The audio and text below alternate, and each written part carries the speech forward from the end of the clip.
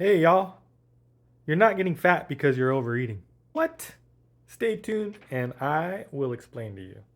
Do you ever wonder why you continue to eat after you feel full after eating these foods?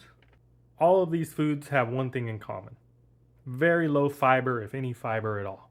These foods cause a glucose or sugar spike, followed shortly by a glucose sugar crash, because all of these carbs get processed so quickly. You may have noticed that after lunch or after eating crash, that's what that is. And then eating more of them makes the spike again, giving you short bursts of energy. You've got to retrain your body with high fiber and fasting. I'm not saying to eat less and feel hungry all the time when I say fasting. If you continue to eat these high processed carbs, eventually your body will become insulin resistant, or you'll have metabolic syndrome, which is essentially the same thing. When all of the cells in your body start to become insulin resistant, your body responds by producing more insulin. It's a never ending circle of dysfunction. Look at this picture of Japanese train pushers. The train pushers literally stuff people into the train. Think of the pushers as insulin and the people getting stuffed into the train as the glucose, and the train itself as your cells.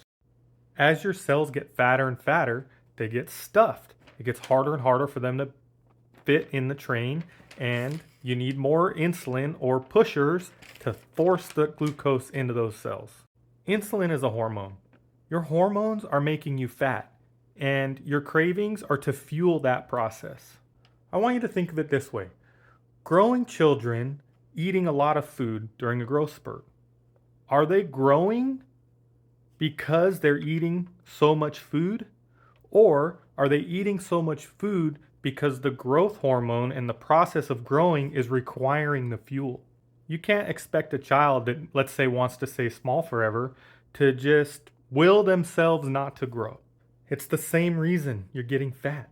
Your hormones are causing you to eat more because you've trained your body to fuel itself on sugar rather than use fat, healthy fats, or even stored fat for your energy. You can control the spikes and still eat carbs by adding a lot of fiber to your diet.